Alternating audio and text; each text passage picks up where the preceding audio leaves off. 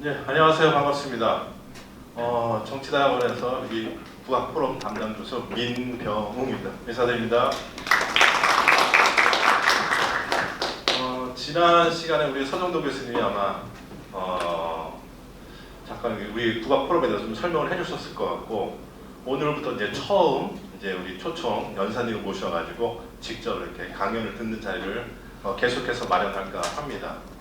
오늘 뭐 다 아시겠지만 우리 김병준 우리 위원장님 모셨는데, 제가 한 달 전쯤에 식사하면서 아무래도 한 달 후에는 우리 김병준 위원장님께서 인수위원회 위원장이나 큰 일을 하실 것 같다 생각 들어가지고 제가 그때 이렇게 미리 이야기를 해놨었습니다. 근데 역시 어제 보니까 우리 그 지역균형 인수위의 지역균형 발전 특별위원장으로 이렇게 또 임용이 되셨습니다. 사실 뒷얘기 들어보니까 우리 윤석열 당선인께서 우리 김병준 위원장님한테 인수위원회 위원장을 맡아달라고 그렇게 두 번, 세 번 얘기하셨는데, 전에도 한 달 전에도 그러셨어요. 이제는 절대로 직위를 맡지 않겠다, 현직을 안 맡겠다 이렇게 얘기하셨는데 계속 고사하시다가 요번에 그 전공 분야였었습니까? 지역균형 발전학 이걸 딱 들이대시니까 이제 어쩔 수 없이 이렇게 맡으셨습니다. 어떻게 보면 우리 국민대학교에서 그 김병준 교수님 같은 경우는 여기서 이렇게 학생들 가셨습니까? 아까 우리 그 부총장님께서 보니까 우리 김병준 위원장님한테 학부 때 이렇게 강의를 들으셨더라고요. 보니까. 그래서 어떻게 보면 국민대에서도 큰 경사가 아닌가 이런 생각이 좀 듭니다. 뭐 이미 이력에 대해서는 제가 굳이 설명 안 해도 되긴 하는데, 여러분도 아시겠지만 그 노무현 정부 때 정책실장으로서 그 정책하면 우리 김병준 위원장님 생각할 정도로 정책실장으로 유명하셨고, 또 지난 그 전 자유한국당에 힘들 때 비상대책위원장을 맡으셔가지고 또 그때 그 당이 힘들 때 그걸 또 역할을 하셔가지고 안정화시킨 그런 일도 있었고, 아시겠지만 이번에 이제 그 처음에 그 윤석열 후보 때 이제 선대위의 상임위원장을 맡으셨다가 이제 좀 정말 이에서 잠깐 내려놓으시고 지금 인수위원회 이렇게 지역균형 발전 특별위원장으로 이렇게 임명되셔가지고 지금 어제부터 이렇게 일을 하시게 된 거죠. 제일 먼저 여기 오셨으니까 여러분들 오늘 우리 김병준 위원장님이 하실 얘기들을 아주 잘 들으시면 아마도 우리 윤석열 정부가 앞으로 어떻게 나가겠구나 이런 걸 아마 여러분들 알 수 있지 않을까 이런 생각이 듭니다. 아마 그 중에서도 가장 중요한 게 뭐냐면은 이번에 그 여소야대 아닙니까? 여소야대 상황에서 우리 윤석열 대통령 당선인이 어떻게 해나가야 되는가, 아마도 거기에 대해서 우리 김병준 위원장님이 해안을 좀 드리지 않을까 이런 생각이 듭니다. 자, 우리 김병준 위원장님을 직접 큰 박수로 모시도록 하겠습니다.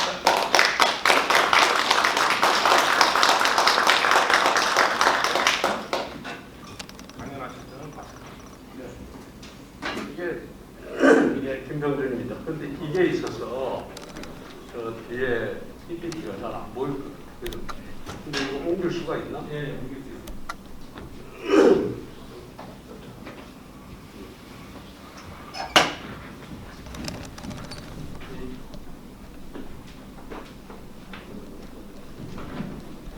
예, 김병준입니다. 예, 반갑습니다.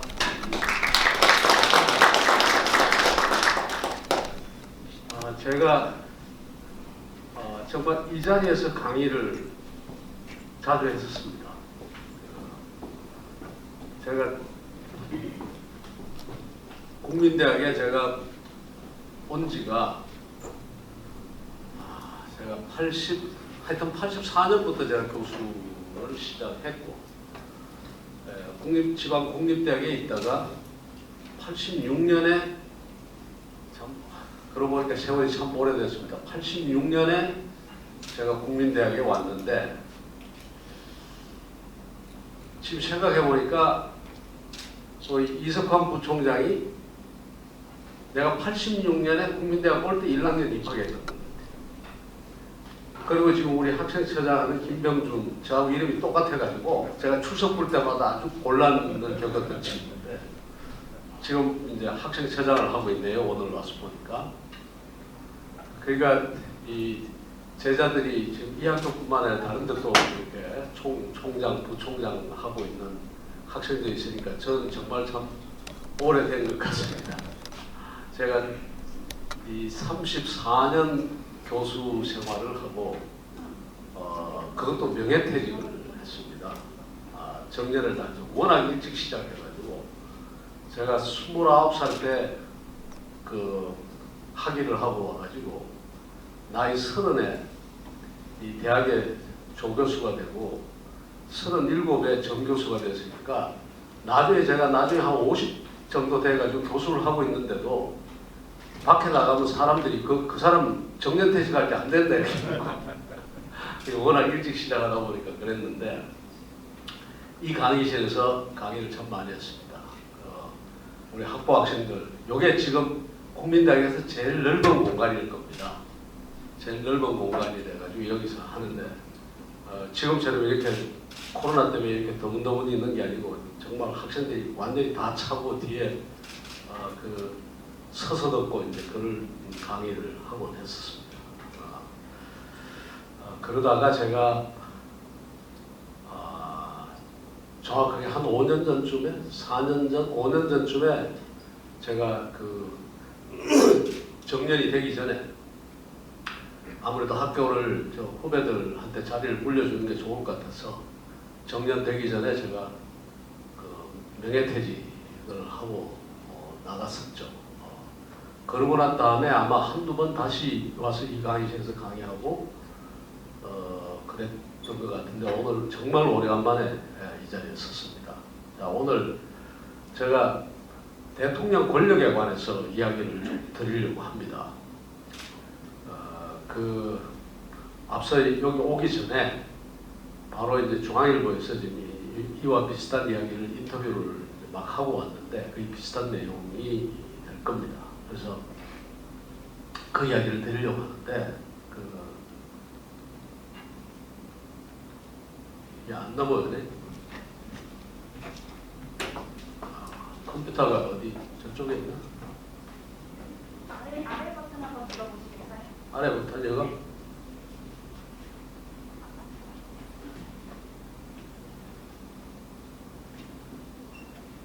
몇 장 안 되니까 그걸로 그냥 넘겨주시면 또 되는데. 컴퓨터 잠깐 멈춘 것 같은데. 예. 됐습니까? 예. 지금 잘 보고. 예. 자, 앞에.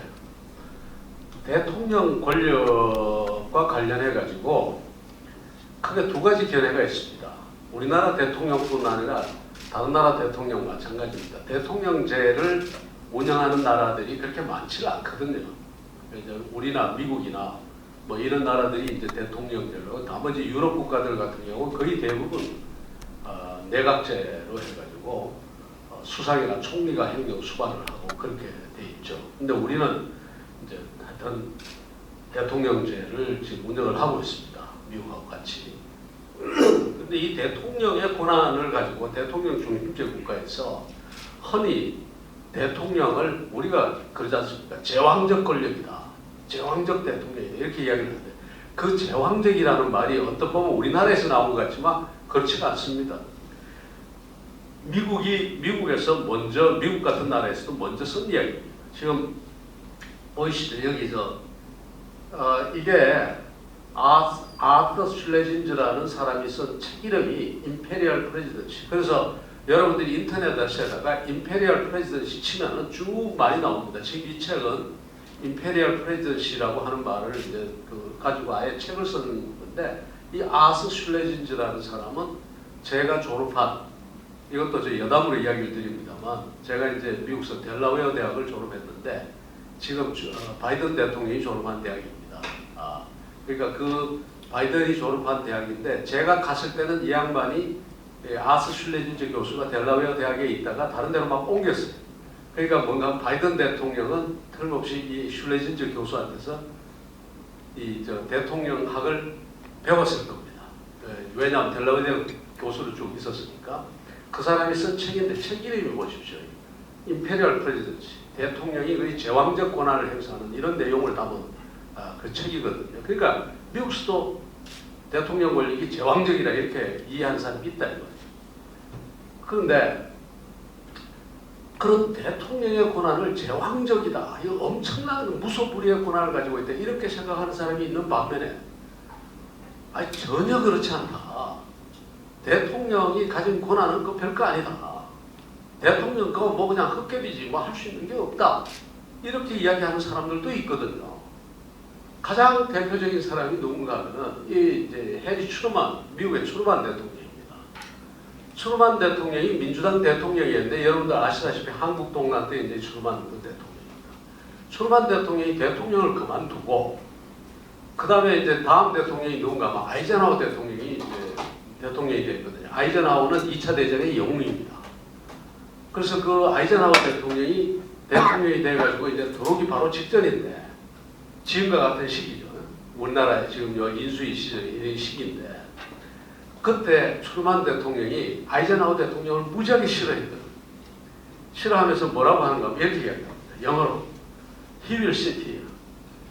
이 친구 말이야. 이 he가 누군가 하면 이제 아이젠하워. 자기는 이제 떠나는 대통령이고 아이젠하워는 들어오는 대통령. He will sit here. 이 친구 여기 앉을 거야. 이 자리에. 오발 오피스에서 자기 이제 의자 치면서 여기 앉겠지? 그리고는 이렇게 이야기할 거야. Do this, do that. 이거 해, 저거 해. 근데 nothing will happen. 되는 게 아무것도 없을 거예요. Poor Ike. 불쌍한 아이젠하워. It won't be a bit like army. 군대 같은 줄 알아? 엄청 실망할 거야. 이게 트루만 대통령이 들어오는 아이젠하워 대통령을 밑대면서 한 말입니다.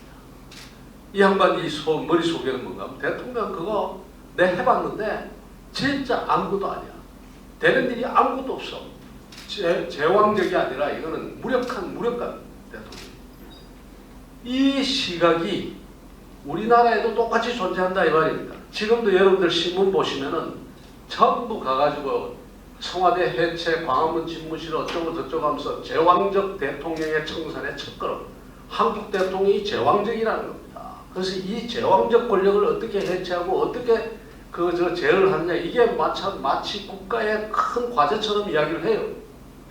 지금 또 누군가 한 사람이 또 이야기한 걸 제가 했는데 대통령 권력 무소불위, 그래서 대통령 권한을 약화시키는 개헌을 해야 돼, 이렇게 이제 떠드는 사람들이 있다고요. 이 사람들은 다 뭔가 하면 대한민국 대통령은 제왕적이고 무소불위라는 겁니다.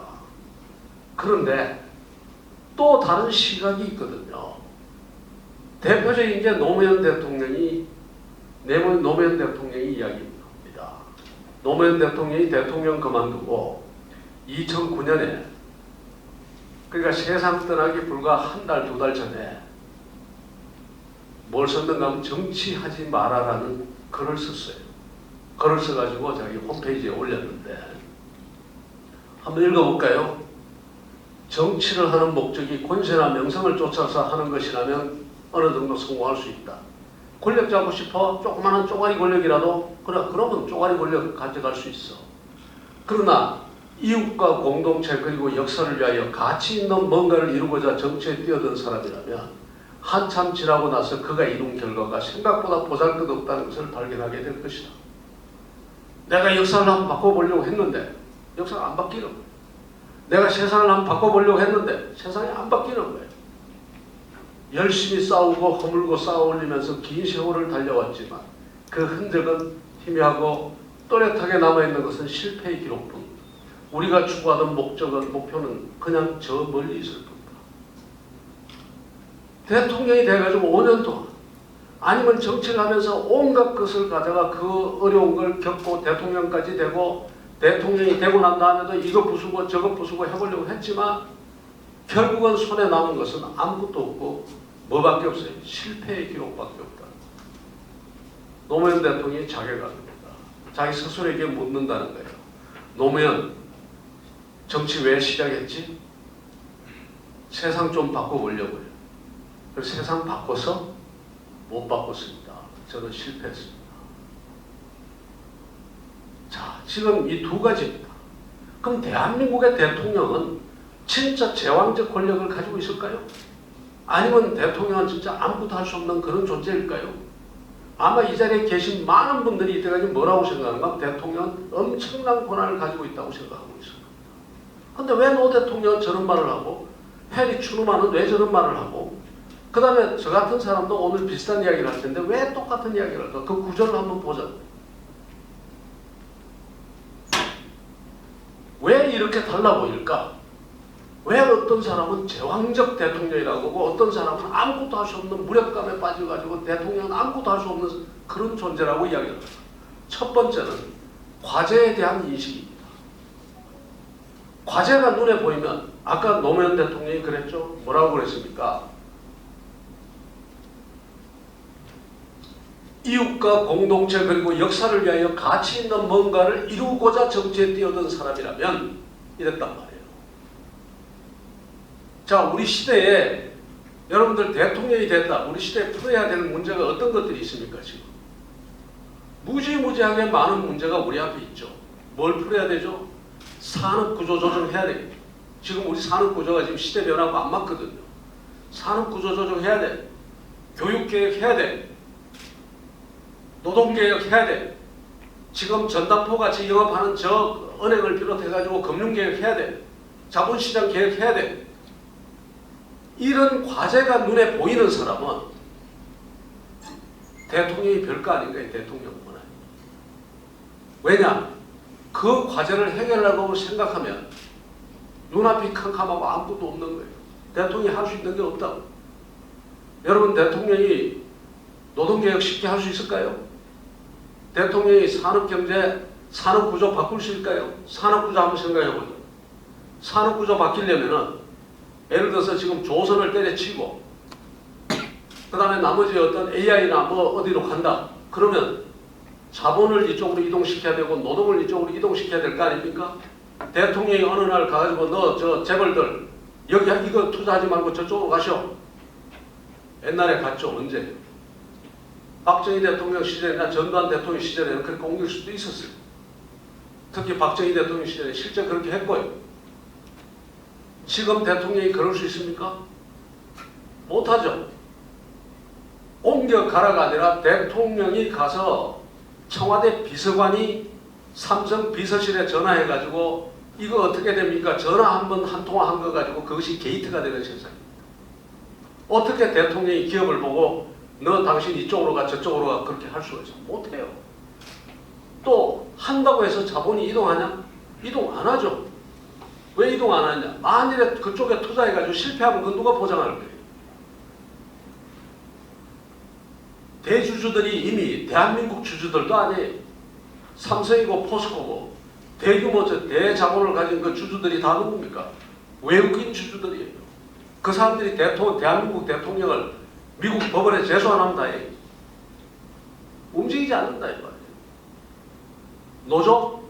노조가 그럼 이쪽에 조선에 있는 노조들 당신들 오늘부터 때려치고 전부가 국민대학에 어떤 뭐 평생교육원 가가지고 전자교육을 받든지 그걸 받아가지고 AI 쪽으로 다 갑니까? 안 가죠. 그럼 도대체 산업구조조정 하나만 하더라도 대통령이 무슨 수를 하느냐. 교육개혁? 교육개혁 한다고 가가지고 이 학교 저 학교 두들겨 합치고 가가지고 정원 조정하라고 다 마음대로 할 수 있습니까? 안 된다. 대통령 권한이 대통령이 앞에 있는 과제를 생각하면 과제를 생각해보면은 이거는 대통령이 지금 무력하거든요. 근데 과제를 눈에 안 보면 앞에 있는 낭떠러지나 낭떠러지가 안 보이는 사람은 그냥 눈 감고 가면은 지가 평지인 줄 알지. 그런 사람은 이게 걷는 게 쉽다고 이야기하고 그냥 걸어가다가 죽을 거예요. 근데 이게 낭떠러지라고 보는 사람은 겁이 나는 거예요. 근데 수많은 사람들이 대한민국 국민이 대통령이 제왕적이다 무소불위의 권한을 가지고 있다라고 하는 건 단 한 번도 뭘 하는가 하면 그 대통령이 어떤 과제를 풀어야 되느냐를 생각을 안 해본 거예요. 안 본다고. 지금도 생각 안 해요. 지금도 사람들이 선거 때 보십시오. 정책 선거가 안 되잖아요. 정책 문제는 뒤로 가버리고 누가 대통령 되고 누가 이기느냐만 이야기를 하지 그 대통령 된 사람이 풀어야 할 문제가 뭐인지에 대해서는 우리 그렇게 관심이 없다고. 이재명이 되느냐 윤석열이 되느냐 생각이. 윤석열이 무슨 일을 해야 되지? 이재명이 무슨 일을 해야 되지? 그 일을 할 수 있을까? 이거는 생각해 본 사람이 별로 없다고. 그러니까 뭐라고 하는 건 대통령이 제왕적 권한을 가지고 있다라고 이야기를 하는 거예요. 분명히 대통령은 권한이 있습니다. 어떤 권한이 있는가 하면 총리를 시킬 수 있고 장관도 시킬 수가 있고 기업 하나를 죽였다 살렸다 할 수도 있어요. 그러나 그거는 대통령이 더 큰 우리 사회를 바꾸기 위한 하나의 수단이지 그거 자체가 목적이 아니잖아요. 그거 자체가 권한 자체가 목적이 아니라고. 근데 대통령이 문제를 못 푼다 제가 이야기를 하는 겁니다.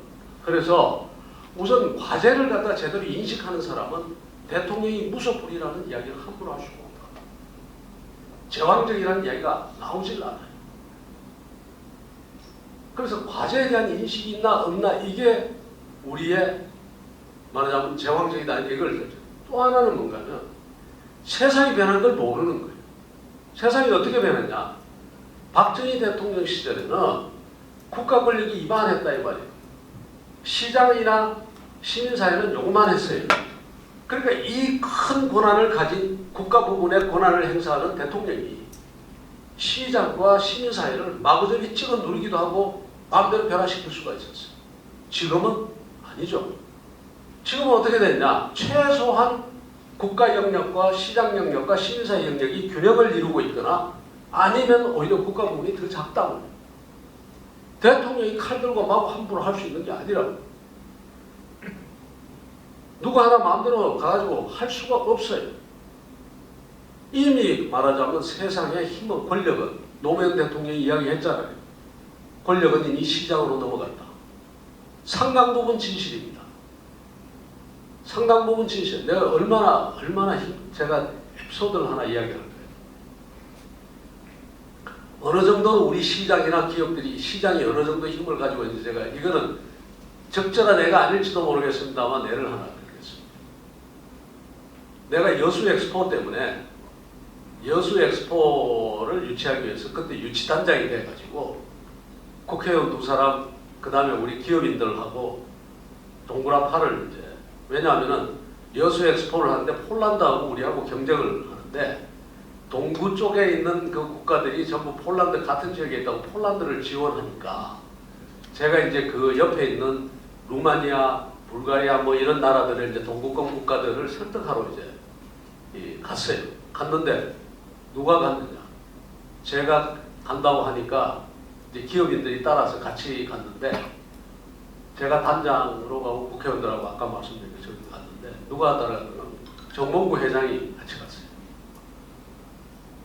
저는 대통령 특사입니다. 대통령 특사로 갔는데 대통령 특사는 그쪽 나라에 가니까 보이질 않아요. 슬로바키아 수상이 수상하고 사진을 찍는데 슬로바키아 수상이 나는 보지도 않고 내가 대통령 특사고 단장인데 나는 보지도 않고 이 양반이 오로지 정몽구 회장 옆에만 쫄쫄 따라다녀요. 사진 찍는데도 저하고 찍는데 그 수상 오라니까 안 오더라고. 정몽구 회장이 와가지고 이거 수상 일로 와 이러니까 오더라고. 그랬습니다. 더 웃기는 이야기 하나 할까요? 그걸 하다가 나중에 누가 국회의원 한 사람이 야 여기까지 왔는데 우리 터키도 한번 들렀다 갑시다. 터키 표도 저쪽으로 찍는데 터키 대통령 여기까지 왔는데 터키 잠시 들렀다가 터키까지 들렀다 가자. 아니 그런데 그러면 터키 대통령을 만나야 되는데 그래서 내가 이제 따라간 사람 중에 이제 대사가 본부 대사가 한 사람이 이제 같이 이제 수행을 했습니다. 그런데 그 대사 보고 지금 터키 대통령 지금 우리 바로 이번 일정에서 터키 그 좀 만날 수 있는지 한번 물어보라고. 그랬더니 조금 있으니까 본부에 연락했더니 한 달 걸린답니다. 왜냐하면 그거 이쪽서 그걸 간다고 보내고 일정 조정하고 한 달 걸린대. 한 달 걸리면 우리 못 가잖아요. 말하자면 이제 남은 일정이 지금 한 이틀밖에 없는데 못 가잖아요. 그래서 우리 안 되겠다. 이러니까 정몽구 회장이 옆에서 들었어. 듣더니 아니 무슨 일입니까? 그래서 아니 지금 여기 의원 2사람이 터키 대통령을 좀 만나고 거기도 좀 득표 활동을 하고 가자고 그러는데 근데 지금 물어보니까 지금 한 달 걸린다. 내가 잠깐만 기다려. 내가 전화 한 통하고 그래서 사라지셨어요. 정몽구 회장. 한 30분 뒤에 오더니 모레 생시쯤 어떠냐고 묻는데요. 정말 놀라운 힘 아닙니까? 어찌됐든. 그래서 우리가 뭘 하면은 기업을 앞세우는 이유가 이제 거기 있는 겁니다. 어마어마한 네트워킹과 이제는 이게 마음대로 안 돼요. 이쪽이 마음대로 안 된다고. 기업을 함부로 옥죄할 수도 없어요. 그거 죄다가는 엄청난 가지고 소송과 온갖 것. 그러니까 이게 대통령 힘이 옛날처럼 자꾸 세상 변한 걸 모르는 사람들이 대통령이 제왕적이다 이런 이야기를 하는 겁니다. 지금 우리 현재 어떠냐, 아까 제가 말씀드렸죠. 산더미 같은 과제가 있어요. 산더미 같은 과제가. 자 보십시오. 일자리 지금 줄어들고 있지 않습니까? 일자리 만들어야 돼. 대통령이 무슨 수로 일자리를 만들죠? 대통령이가 마음먹으면 일자리 그냥 생깁니까? 기업들이 투자를 해줘야 될 거 아니에요. 기업들이 투자를 해주려면 거기에 맞는 산업구조도 바뀌어야 되고 금융환경도 바뀌어야 다 바뀌어야 돼요. 인적 자원도 육성시켜야 되고. 하루아침에 대통령이 할 수 있습니까? 못하죠. 기술 변화의 속도도 엄청나게 빠르고 따라갈 수가 없어요. 그리고 더 결정적인 것은요. 지금 보십시오. 여러분들 공무원이 우리가 법을 만들어야지, 대통령이 법을 만들어야지 대통령 일을 할 것 아닙니까? 근데 법을 만드는데 공무원 책상 위에서 출발한 법안이 행정부를 거쳐서 그 부처를 거쳐서 국무회의에 거쳐서 행정부 안이 완성이 되고 그 안이 국회에 넘어가서 국회에서 심의 의결해서 법으로 만들어질 때까지 걸리는 시간이 얼마냐? 제가 정부에 있으면서 하도 답답해서 우리가 한번 세봤습니다. 3030개의 재개정 법률을 다 세봤어요. 전수조사를 했어요. 얼마가 걸리느냐? 문제를 인지해가지고 의제로 채택하고 안을 마련하고 행정 결정해서 국회를 통과 시행 단계까지 들어갈 때까지 평균 35개월이 걸립니다. 인수위 때 지금 와가지고 지금 법 만든다고 지금 이거 문제 풀어야 되지 않겠냐라고 시작하면은 그 법이 언제 만들어져서 통과되는가 하면 3년 뒤에 레임덕이 시작될 때 그때서야 통과되는 겁니다. 이거 대통령이 마음대로 할 수 있냐? 안 되죠. 못합니다. 3년쯤 지나면요. 그것도 지금 무슨 법안만 이야기를 하는가 하면 통과된 것만 이야기해요. 중간에 꺾여나가고 날아가버리고 한 것들은 빼고 통과된 것만 가지고 저런 거예요. 지금 우리 그 근로장려세제라는 EITC라는 제도가 있습니다만 제가 그 잊어버리지도 않는 게 제가 2003년에 인수위 들어가면서 저희들이 만들기 시작한 겁니다. 굉장히 중요한 법안이거든요. 그 법안이 언제 통과되는가 하면 국회를 통과한 게 5년이 지나고 MB 정부 2년 차에 통과됩니다. 그래서 지금도 존속해 오고 있는데 이런 것들이 한두 개가 아닙니다. 국회라는 것 자체가 마음대로 움직여지는 게 아니지 않습니까? 국회는 그거 자체가 늘에 빠졌어요. 국회는 절대로 가가지고 컨베이어 벨트에 법안 실어나르는 국회가 아니잖아요. 국회는 심의하고 의결하고 하는데 그 과정에서 대립하고 갈등하고 밀고 당기고 싸움하는 게 국회입니다. 그러다가 마저 마음에 안 들면 어떡합니까? 장외 투쟁한다고 또 밖에 나가면 한 5개월씩 6개월씩 국회 안 열고 그런 게 국회 아니에요. 이걸 무슨 수로 대통령이 다 이겨내느냐? 안 된다. 그러다 보니까 대통령이 점점 어려워집니다. 되는 일이 없어요. 되는 일이 없습니다. 되는 일이 없는데 어떤 생각이 드는가 하면 내가 장애를 가졌는데 저 계단을 올라가야 되는데 이게 지금 대통령의 심정이 돼요. 대통령 당선되죠? 야, 지금부터 대통령 당선될 때까지는 몰라요. 대통령 당선되고 난 다음에 풀어야 돼. 지금 당장에 풀어야 되는데 야, 산업구 조정해야 돼. 그 다음에 에너지 문제도 해결하고 뭐도 해결하고 그 다음에 지금 미국발 금리 인상 그 어떤 위기도 대처하고 막 이래야 되는데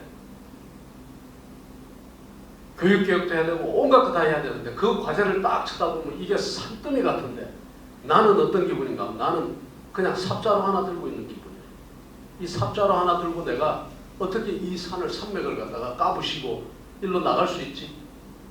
장애를 가진 사람이 앞에 계단 앞에 딱 서가지고 저 위를 어떻게 올라가지 하는 그런 기분이 드는 게 대통령 직무총입니다. 근데 사람들이 이걸 몰라요. 대통령이면 다 뭐든지 마음대로 하는 줄 알아요. 그러다 보니까 어떻게 되느냐? 제가 이렇게 이야기합니다. 어떤 형상인가 하면 대통령의 권력은 역삼각형입니다. 역삼각형이라는 뭔가 하면 삼각형의 역삼각형의 윗변이 넓지 않습니까?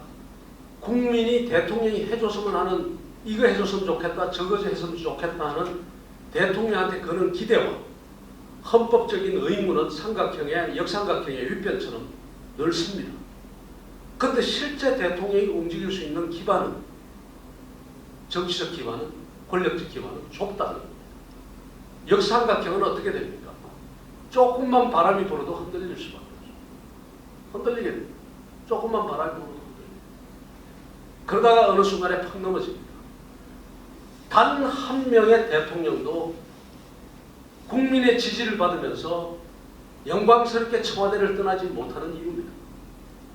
이게 아무리 유능한 대통령도 이 트랩에서 이 구조에서 벗어날 수가 없어요. 제가 윤석열 당선인한테 후보 시절에 물었습니다. 대통령직이 얼마나 대통령까지 힘이 어느 정도라고 생각하냐? 안다. 그 힘이라는 게 있어 보이는 것 같지만 사실은 없다는 걸 안다.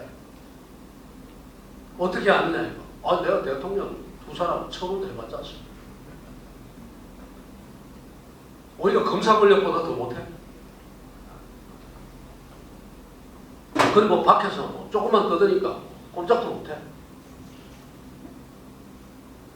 그러면 앞으로 어떻게 할 거냐? 그 약한 힘, 그 힘 가지고 대통령이 어떻게 할 거냐? 구체적으로 나눈 이야기 다 드리지는 않겠습니다만은 이리 패가 망신할 가능성이 크다는 거 안다. 이겨도 패가 망신, 저도 패가 망신할 가능성이 있다. 왜? 다 패가 망신했잖아. 성한 사람이 없잖아. 앞으로 성한 사람이 나올 거냐? 제발 그래야 되는데 사실은 쉽지가 않다. 이 구조를 제가 여러분께 이야기 드립니다. 그러면 자 대통령이 일이 안 돼요. 대통령도 일이 안 되면 그 다음에 누구도 일이 안 되는 거 아니에요. 여당도 엉망이고 이제 일이 안 돼. 일이 안 되면 그 다음에 어떻게 합니까? 내가 잘못해서 안 된다. 이 소리 절대 하면 안 되잖아요. 그럼 어떻게 해야 돼요? 쟤 때문에 안 되는 거예요.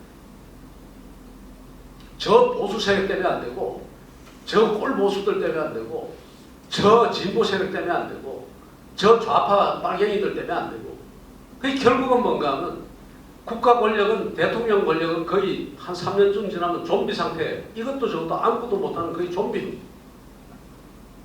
그런 상태에서 어떻게 하는 건 쟤 때문에 안 돼, 얘 때문에 안 돼 결국은 진영을 나눠서 싸움하는 거예요. 죽기 살기로 싸움하는 거예요. 쟤 때문에 안 돼. 쟤 때문에. 내가 잘못해서 안 돼. 그러니까 죽기 살기로 싸우죠. 그것만 합니까? 그 다음에 뭐 해야 돼요? 그래도 내가 인기를 유지하고 그나마 가지고 생명을 유지해야 될 거 아니에요. 할 수 있는 게 뭐겠습니까? 쟤 때문에 안 돼. 남 터다고. 아니면 뭐 해야죠? 퍼주는 거지. 정부 예산 내 것도 아니잖아. 그 다음에 빚 좀 내 쓴다고 해가지고 대한민국 재정 괜찮거든요. 아직도. 빚 좀 내 쓴다고 해서 내가 지금 갚을 거 아니잖아. 그러니까 어떻게 하냐. 마구잡이 매표행위 하듯이 막 뿌리는 거야. 그게 복지라는 이런 말에 복지 중요하거든요. 우리 사회 복지가 잘못되면은 제가 여담으로 이렇게 이야기 드립니다. 복지를 생각하지 않는 우파는 전부 가짜 우파입니다. 우파라는 게 뭔가 하면 그게 자유주의 정신의 우파인데 자유주의가 언제 무너집니까? 자유주의가 위험에 빠지고 무너지는 것은 결국은 소득 격차가 심하거나 못 사는 사람이 많을 때 무너지거든요. 그래서 자유주의 체제를 갖다 유지하고 싶으면 어떻게 해야 되느냐? 그야말로 우리 사회에서 헐벗고 굶주리고 어려움에 빠져서 시리에 빠진 사람이 적어야지 자유주의가 유지될 수 있는 겁니다. 그런데 우파 자유주의라고 하면서 복지나 이런 부분에 대해서 눈 감아버리는 거 이건 사이비 보수고 엉터리 보수예요. 왜냐하면 그런 어려운 사람들이 많은 많을수록 자유주의를 지켜갈 수 없게 되는데 자유주의를 원하는 만큼 복지를 더 많이 생각해야 된다 이 말이에요. 그런데 우리나라 대한민국에 그래서 그런 점에서 우리는 지금 복지 더 해야 돼요. 어떤 면에서. 더 해야지 자유주의가 제대로 승리할 수 있는 거예요. 그런 상태거든요, 우리가. 그 다음에 진보주의자도 마찬가지입니다. 진보가 성장을 생각 안 하면요. 그러니까 보수는 분배를 생각 안 하는 보수는, 분배를 생각하지 않은 보수는 그 엉터리 보수고 사기 보수고, 진보도 마찬가지입니다. 성장을 생각하지 않는 보수는, 참 진보는 그 엉터리 보수고 사이비 보수예요. 왜 진보가 성장을 생각하지 않으면, 진보가 뭐 때문에 사회주의나 이게 뭐 때문에 성장 안 해서 망하는 거죠. 그리고 성장 안 하면 누가 못 살게 될까요? 누가 더 어렵게 될까요? 있는 사람이 더 어렵게 됩니까? 없는 사람이 더 어렵게 됩니까? 성장 안 하는 경제에서. 당연히 인류의 역사가 말해줍니다. 성장을 하지 않는다. 경제가 성장을 멈췄을 때는 언제나 그 가장 피해를 보는 사람들이 누군가는 없고 힘없고 재산도 없고 힘도 없고 힘없는 사람. 이 사람들이 고생을 하는 겁니다. IMF 시절 때도 보십시오. 돈 있는 사람들은 돈을 더 벌고 없는 사람은 더 망하고 그런 경우 우리 보셨잖아요. 이것은 우리의 역사가 아니라 세계의 역사. 그렇기 때문에 진짜 진보가 없는 사람을 생각하는 진보라면 반드시 뭐를 생각해야 된다? 성장을 생각해야 됩니다. 성장. 그런데 우리는 그런 점에서 대한민국도요. 성장을 생각 안 할 수가 없고 또 한편으로는 복지를 생각 안 할 수가 없는데 제가 좀 편파적인 반응을 하겠습니다. 문재인 정부가 돌아가지고 돈을 많이 뿌렸어요. 소위 복지라는 이름 안에 돈을 많이 뿌리니까 복지에 있어서는 문재인 정부가 굉장히 앞선다라고 생각하는 사람들이 많습니다. 근데 저는 그렇게 이야기하지 않습니다. 문재인 정부는 오히려 복지를 파괴했습니다. 왜 파괴했다고 제가 이야기를 드립니다. 복지 파괴주의자라고 제가 아주 공공연히 이야기를 해요. 왜 파괴했다고 이야기를 하는가? 복지가 지속되려면 몇 가지 조건을 갖춰야 돼요. 복지는 한 번 돈 써가지고 돈 쓰고 나눠 먹기로 그건 빚잔치 하는 거지. 그거 저 복지 아니잖아요. 복지가 진짜 복지라는 것은 지속 가능해야 됩니다. 쭉 그 복지가 이어질 수 있어야 된다. 이어질 수 있는 복지는 어떨 때 가능한가? 첫 번째로 재정을 그렇게 해치면 안 돼요. 국가 재정을 갖다가 해쳐가지고 마구잡이 써 제끼는 거는 그거는 복지가 아니에요. 그건 빚잔치다. 근데 문재인 정부는 성장은 뒤로 제껴버리고 돈 들어오는 쪽을 생각 안 하고 돈 쓰는 쪽만 생각해서 복지를 했거든. 그러니까 국가 재정을 대단히 위태롭게 지금 하고 이런 복지는 이건 복지 아닙니다. 이거 빚잔치 하는 거지. 그래서 복지 파괴주의자. 이건 언젠가는 이 복지를 멈추게 돼 있어요. 아니면 나라가 망하게 돼 있거든. 그래서 복지 파괴주의자라고 제가 이야기를 합니다.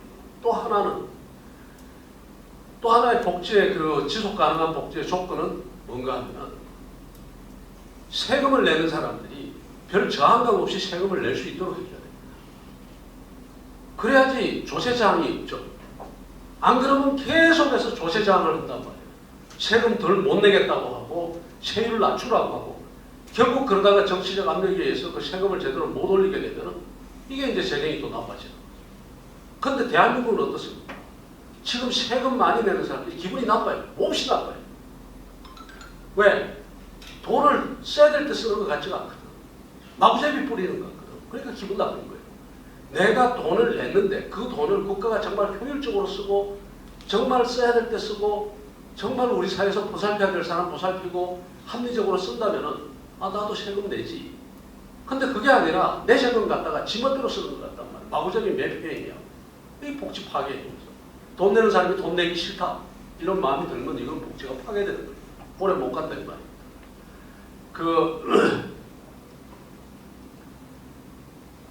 재밌는 이야기 하나 하겠습니다. 미국이 소득세 최고 세율이 몇 %까지 올라간지 혹시 들은 분 계신지 모르겠어요. 미국이 소득세 최고 세율. 내가 돈을 벌면은 세금을 100을 벌면은 얼마를 세금을 낸다. 최고 세율이 올라갔을 때가 91%까지 올라갔습니다.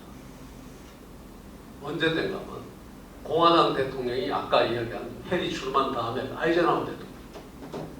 루즈벨트 대통령 때 경제공황이 오면서부터 쫙 올라가기 시작해가지고 아이젠하워 때에 드디어 정점을 찍습니다. 91%. 100을 벌면 90일을 세금을 내야 됩니다. 그것이 미국의 다른 나라가 아니라 자본주의의 가장 그 저 모델 국가인 미국에서 있어요. 근데 그 91%를 내는 사람이요. 아무 말 없이 91%를 냈어요. 별 그렇게 조세장 없이 91%를 냈다고. 왜 91%를 냈느냐? 말하자면 최고의 소득자들이죠. 우선 인구가 굉장히 적었겠지만 하여튼 91%. 중산층도 많이 냈죠. 50%, 60%. 그러고 다 냈어요. 왜 냈느냐? 이 사람들이 볼 때 국가가 정말 써야 할 곳에 쓰고 있거든. 그리고 그것이 그 혜택이 국가가 써야 할 때 쓰면서 그 혜택이 누구한테 돌아오는가 하면 나한테 돌아오는 것을 내가 느꼈거든. 그러니까 세금 내는 겁니다. 두말 없이. 지금 미국에 가면 인터스테이트 하이웨이 여러분들 미국 가면 고속도로 지금 잘 타고 우리가 운전하면서 다니잖아요. 그거 보면 10번부터 이제 이렇게 수직으로 내려오는 거는 10번, 20번, 이렇게 횡으로 가는 거는 10번, 20번, 30번 이렇게 쭉 가고 그 다음에 수직으로 내려오는 거는 5자로 갑니다. 그죠? 15, 25, 35, 45, 90 해서 이제 저 동부에 95에서 끊어지는데 그런 바둑판처럼 돼 있는 그 인터스테이트 하이웨이 어마어마한 비용이 들어가는 이때 다 놓은 겁니다. 그러니까 그 자본가들 입장에서는 그 인터스테이트 하이웨이가 놓이면서 그것이 결국은 뭔가 하면 자기들의 장사하는데 사업하는데 엄청난 도움을 주니까 그런 데서 내 돈 내지 내가 나도 나야 될 돈이니까 돈 내는 겁니다.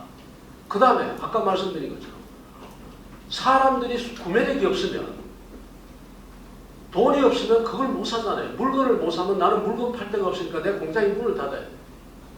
결국 물건을 살 수 있는 구매력을 가져왔는데 그 구매력을 누가 보존해 주는가?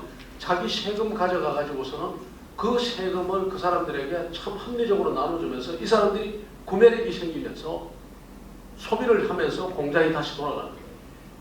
그러니까 우리는 낸다. 내는 거예요. 그러니까 써야 할 때 진짜 제대로 쓰면 돈 낸다 이 말이에요. 근데 이거는 아니야. 꼭 보면 선거 바로 직전에 돈 뿌리고 이 짓을 하니까 세금 내는 사람도 기분이 나쁜 거예요. 복잡하게. 근데 어쨌든 하여튼 제가 말씀드리는 거는 복지는 분명히 해야 되는데 어떨 때 하는가 하면 그냥 가서 아무 데나 써야 될 때나 안 쓸 때나 마구잡이 쓰고 써야 될 때나 안 쓸 때나 그냥 마구잡이 뿌리고 이러니까 복잡하게. 근데 왜 이러냐? 아까 제가 말씀드렸죠. 대통령이 통치를 통해서 아니면 정치를 통해서 환심을 살 수가 없단 말이에요. 구조적으로. 그리고 국민들 불안은 높아지고 하니까 쇼나 하고 그러니까 뭐가 하면 청와대의 정책이 중요한 게 아니라 뭐가 중요하게 되는가 하면 이벤트 같은 게 중요해가지고 청와대의 정책실장은 누군지도 모르는데 이벤트 하는 애 이름은 무지하게 유명해졌어. 여러분들 기억하시죠? 아니 정책으로 유명해져야 되는데 이벤트 하는 애가 청와대의 왕이야. 그런 쇼하고 퍼포먼스나 하고 그 다음에 가가지고 립서비스하고 이거 준다 저거 준다 하고 그 다음에 가서 진영 싸움하고 돈 뿌리게 하고 대통령이 중심이 돼가지고 이 짓을 하게 되는데 이 짓을 하는 것이 단순히 문재인이라는 사람이 아니면 특정인이 나빠서 그런 것이 아니라 그 구조가 깔려있다 이 말입니다. 아까 실패할 수밖에 없는 구조가 깔려있으니까 거기서 살아남기 위해서 버둥대는 과정에서 이런 짓도 하고 저런 짓도 하고 막 하는 거예요. 많은 부분은 대통령의 인격과 그 다음에 대통령의 통치 능력과 여기에 관련된 거지만 이런 구조적인 어쩔 수 없이 대통령 권한은 한계가 있을 수밖에 없다는 이런 구조적인 원인이 영향을 미친다는 이야기입니다. 자, 지금 이제 문제입니다. 윤석열 이제 후보가 이제 당선인이 됐어요. 좀 있으면 대통령으로 취임을 합니다. 엄청나게 지금 앞서 말했던데 하나도 변한 게 없어요. 하나도 변한 게 없습니다. 대통령 힘이 갑자기 강화된 거 아니잖아요. 근데 지금 윤석열 후보가 과연 우리 산업구조조정 제대로 할 수 있을까요? 그 정도의 힘을 가졌을까요? 없단 말이에요. 없어 보여요. 노동개혁 할 수 있을까요? 근데 국민들은 기대하고 있는지 모르지만 실제로 엄청나게 힘들고 거의 불가능합니다. 목숨 걸어요.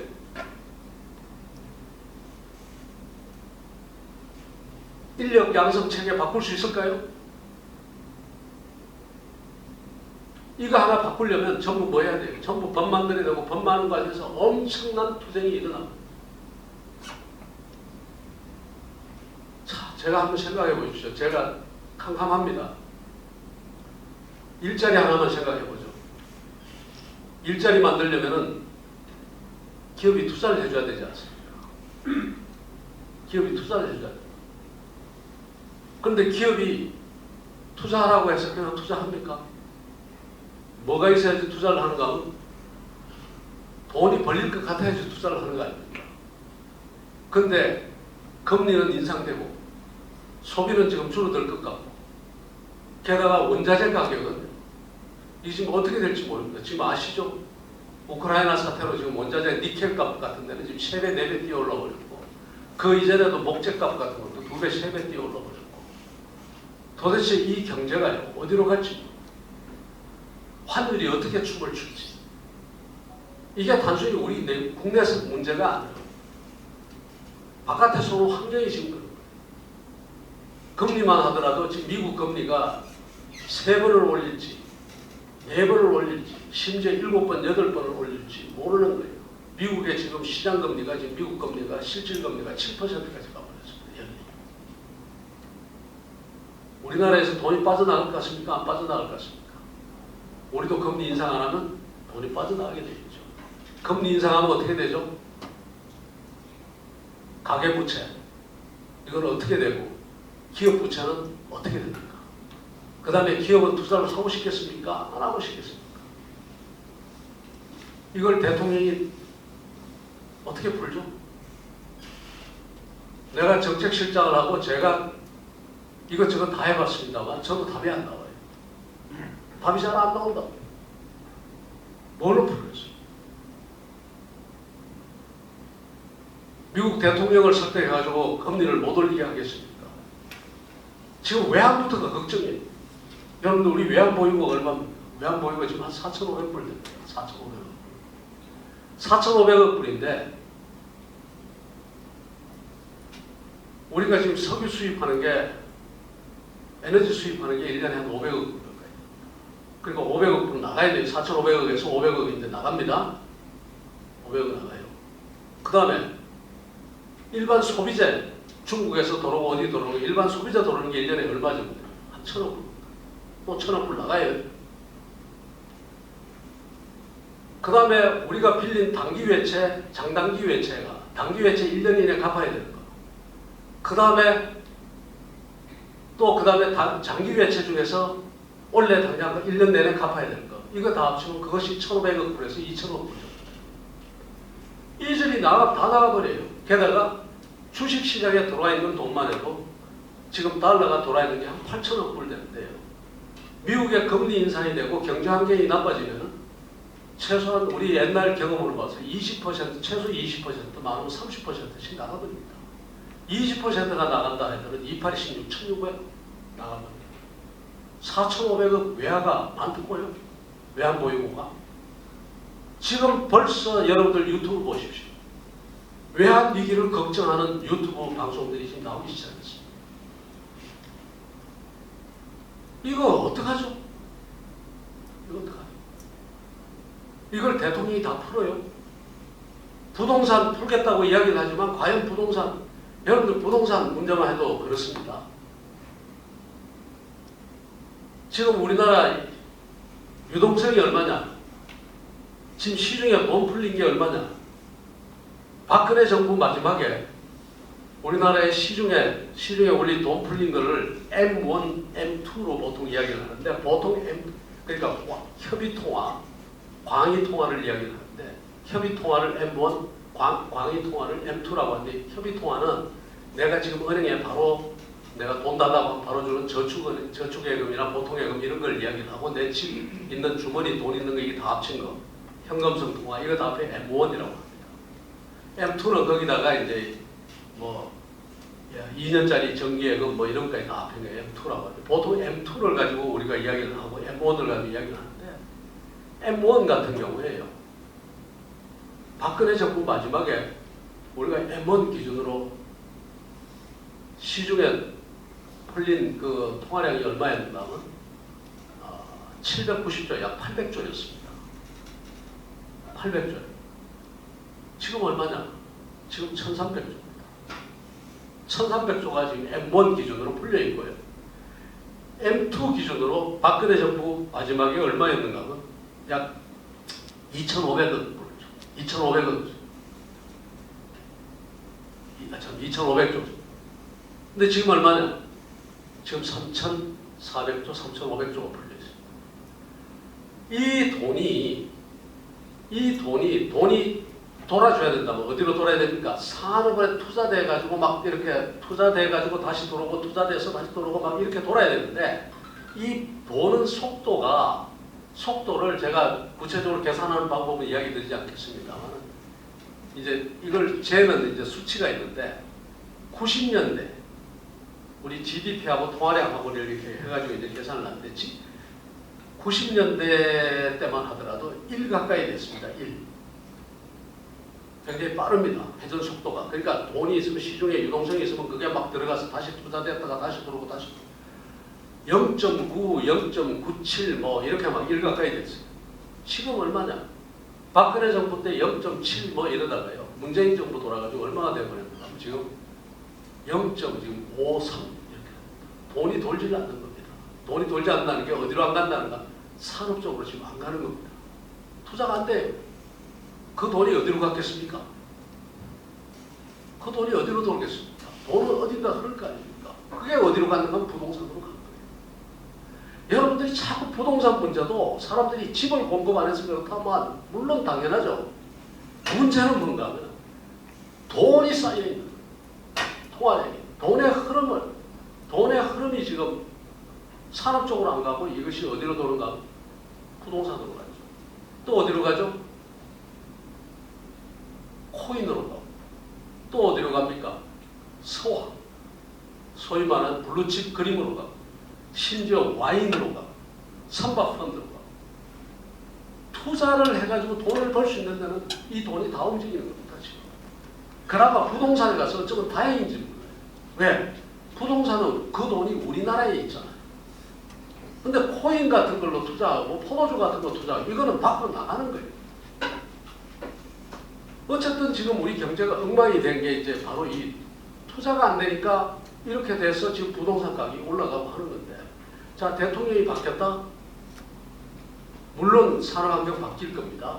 그리고 투자 의욕도 좀 더 살아나고 그러나 여러분들 보십시오. 세계 환경이 안 좋거든. 윤석열 대통령 당선됐다 하는데도 지금 주가가 확 안 뛰잖아요. 왜냐하면 외부 요인이 지금 걱정이 돼요. 그 이걸 지금 대한민국 대통령이 새로 된 대통령이 다 풀어나간다? 아 어렵다. 그리고 그걸 풀어나기 위해서는 뭘 해야 돼? 법을 만들어야 되는데 이 법을 만드는 국회는 지금 여러분들 보시다시피 저쪽이 180석. 이게 쉽겠습니까? 저는 굉장히 가슴이 무겁습니다. 지금. 무겁고 아까 말씀드린 것처럼 태산을 부숴야 되는데 그 태산 앞에 삽자루 하나 들고 서기 정말 이 태산을 어떻게 하지? 이러다가 한 1년, 2년 가면 그때부터는 국민들이 뭐 하고 있나 이 소리가 뭐 하고 있어? 똑같네. 그때부터 매섭게 몰아칩니다. 국회의원들은 어떡하죠? 아이고 우리도 책임이 있습니다 하고 여당 국회의원들까지 막 그때 되면요 여당 국회의원들부터 먼저 등을 돌립니다. 나는 그 여당 안에 야당이었다 이래서 하면서 그 다음에 대통령 가가지고 공공연히 비난합니다. 왜? 자기 이제 공천 받을 거 다 받았고 대통령은 단임이고 끝난 거고 이제 내가 뭐 옛날 국회의원들처럼 요즘 국회의원들 옛날 국회의원하고 다릅니다. 옛날 국회의원들은 죄진 사람이 많았어요. 여기서 돈 받고 저기서 돈 받고 걸리는 게 많았다고요. 그 다음에 기업인들도 이렇게 부정하고 저렇게 부정하고 탈시하고 이래가지고 걸리는 사람이 많았다고요. 지금은 안 그렇습니다. 지금은 국회의원들도 상당수가요. 이제 안 받을 거 안 받습니다. 안 받아야 되는 거. 정치자금 대단히 조심해서 받습니다. 걸려야 걸 게 별로 없어요. 그런 사람 많고 기업도 회계가 투명해져 가지고 하나하나 전부 처리할 때마다 전부 가서 법무법이라고 상해 가서 처리하고 회계법이라고 상해 처리하기 때문에 옛날처럼 가가지고 뭐 마구 들이닥친다 해가지고 겁날 거 별로 없는 사람들이 많아요. 게다가 조금만 움직이면 외국인 주주들이 바로 그냥 등장해가지고 쉽지 않다. 엉뚱한 소리입니다만 제가 비대위원장이 되자마자 여러분들 기억하십니까? 비대위원장 된 그날 제가 골프 접대 받았다고 터졌습니다. 그 골프 접대가 뭔가면 프로암 대회에 간 겁니다. 프로암 대회는 여러분들 아시는 행사입니다. 행사. 그 골프 대회에서 그 여성 그 여자 골프 대회였는데 그 골프 대회에서 하면서 이제 사회 이제 소위 말하는 저명 인사들을 불러가지고 그 프로들하고 같이 친목을 도모하고 이제 그 하는 행사들. 근데 저는 뭐하러 갔는가 하면은 시타하고 축사해달라고 간 겁니다. 시타하고 나니까 그 다음에 축사는 저녁에 하니까 시간이 비지 않습니까? 할 수 없이 제가 평생 처음으로 가가지고 거기 가서 이제 골프를 했죠. 하고 이제 선물을 받아가지고 왔는데 그 선물이 저는 뭐 제 기사가 가져가 버렸기 때문에 제가 뭔지도 모르고 그냥 왔거든요. 왔는데 제가 이제 김영란법 위반 행사 관계. 그래서 제가 그랬죠. 이 행사 관계 이거는 그러면 만일에 그럼 대통령은 어떻게 대통령이 예를 들어서 과학인들이 초청하는 뭐 연초에 서로 자기들 연초에 그 시무식이나 할애할 때 대통령 보통 초청하지 않습니까? 그럼 대통령이 거기 가서 밥을 먹었어. 행사 아닙니까? 행사.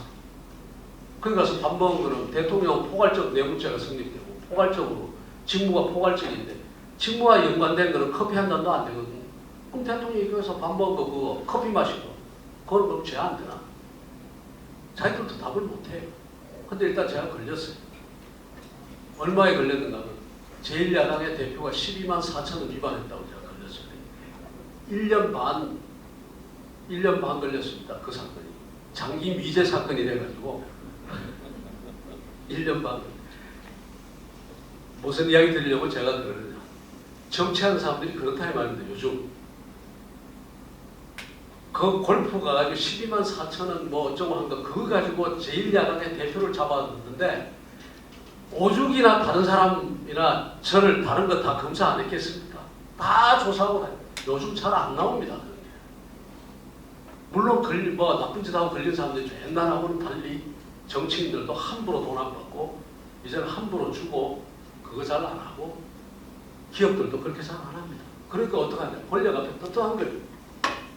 권력 앞에 떳떳하고 권력 앞에 큰 소리 칩니다. 그것도 말년에 되면 다 하죠. 대통령이 뭐고 간에 큰 소리 다 친단 말이에요. 그러니까 여당 안에서 균열도 일어나고 뭐 무슨 어느 괜히 싸움도 나오고 이게 굉장히 어렵습니다. 자 그러면 지금 어떻게 해야 되는데 이거를 어떻게 하면 이걸 넘을 수가 있을까? 제가 고민을 해봤어요. 고민을 해보니까 방법이 하나밖에 없어요. 대단히 좁은 길이고 좁은 문입니다. 뭐 해야 되느냐? 원론적으로 이야기하면 직접 국회를 뛰어넘어서 직접 국민하고 이야기해요. 직접 국민에게 이익이 되는 그걸 직접 국민하고 상대해서 국민을 설득해야 됩니다. 국민을 어떻게 설득해야 됩니까? 기다려 주십시오. 기다려 주십시오.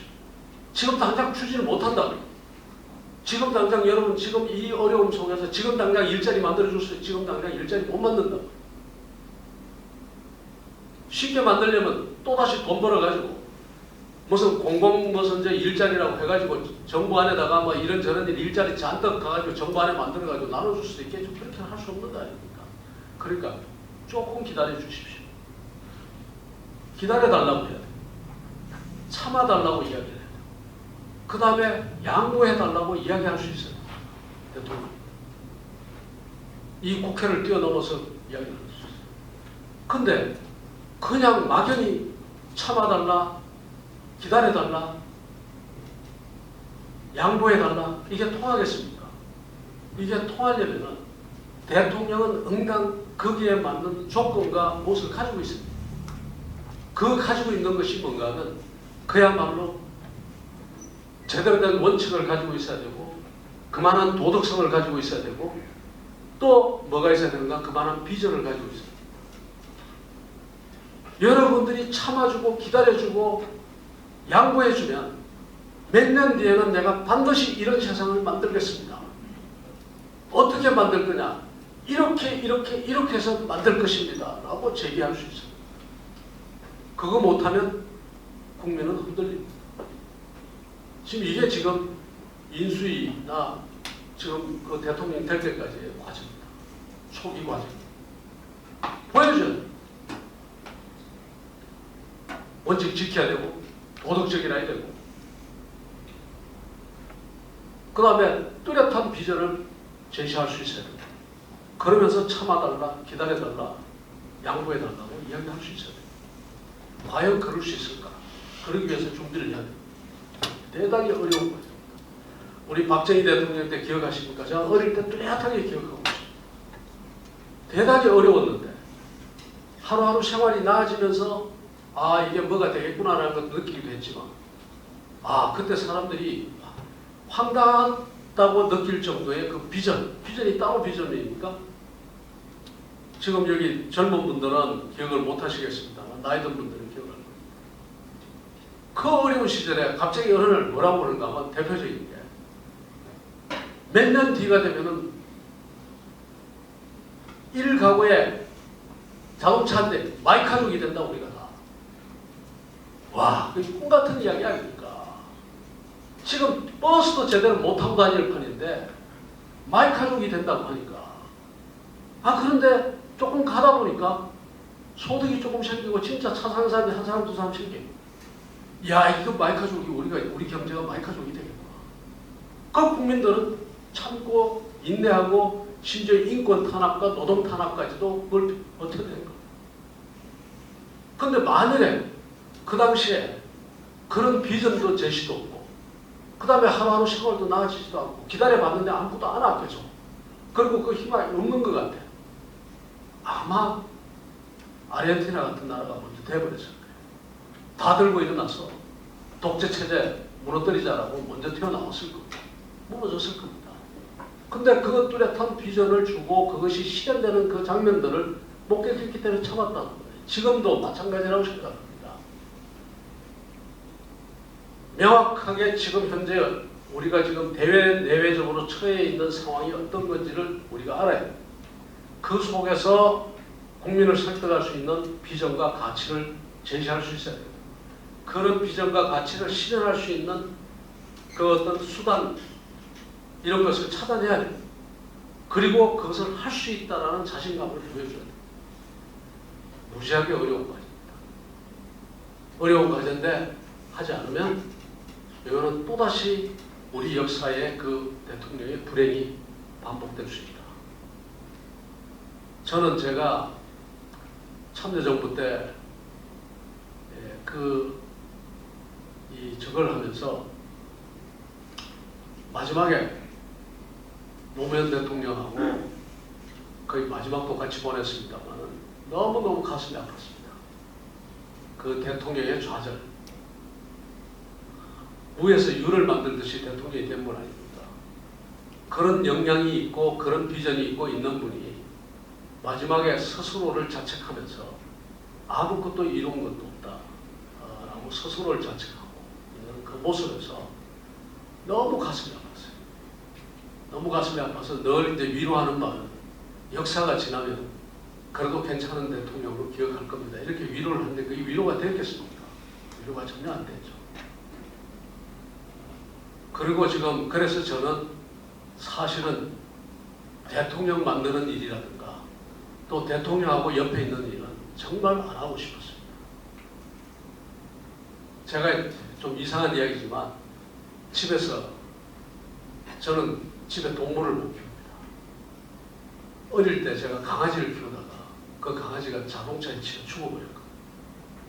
근데 어릴 때 그 강아지가 죽는 것을 본 충격이 너무 커가지고 지금도 다시 그 아픔을 겪기 싫어서 제가 집에 동물을 안 키웁니다. 마찬가지로 제가 모시던 분이 정말 가서 대통령을 같이 만들다시피 해가지고 대통령이 되고 난 다음에 그 집권 5년 동안에 마지막 1년을 옆에서 쳐다보면서 그 1년이 지옥 같은 1년이었습니다. 마지막 1년. 정말 지옥 같은, 정말 인생에 더 대통령도 그랬을 거 저도 그렇고 되풀이하고 싶지 않은 그 1년이었어요. 그걸 다시 한 번 더 경험하라 자신이 없고, 그래서 우리 집사람한테 다시는 이런 일은 나서지 않겠다. 새로운 권력을 만들고 대통령 만들고 하는 이런 일은 다 안 하고, 그 다음에 대통령이 누가 된다 하더라도 근데 어쩔 수 없이 뭐 이렇게 돼버렸어요. 그러고 난 다음에 대통령이 되고 난 다음에 또 제가 분명히 대통령이 되기 전에 이야기를 했죠. 3월 9일 이후에는 나는 아무것도 안 하고 나는 나로 돌아가서 나는 그냥 성적으로 남고 싶다. 그러니까 하지 마십시오 했는데 또 이렇게 되어버렸어요. 지금 또 제가 이야기합니다. 취임식 하는 날까지. 진짜. 또다시 내가 굉장히 뭐 이상한 이야기인지 모르지만 그 대통령이 겪는 그 고통을 내가 다시 같이 감내할 자신이 없어요. 제가 쓴 책이 대통령 권력이라는 책이 있는데 그 책의 서문에 제일 첫 줄이 이렇습니다. 권력은 잿빛이다. 화려해 보이지만 그 속살은 잿빛이다. 그렇게 썼습니다. 근데 지금도 혹시 그러지 않을까? 저보고 그래요. 그렇게 안 되게 하기 위해서라도 당신 어떻게 하든지 도와야 되고 이것을 성공한 정부로 만들어야 되지 않나? 그래야죠. 그러나 우리 역할은 조언하는 정도로 그치지 그 안에 깊숙이는 절대로 안 돼요. 총리? 저는 안 합니다. 무슨 뭐 다른 거? 저는 안 해요.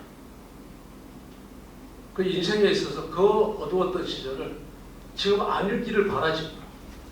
그 터널을 다시 한번 더 겪을 자신이 없어요. 좀 이상한 이야기를 들었습니다만 그러나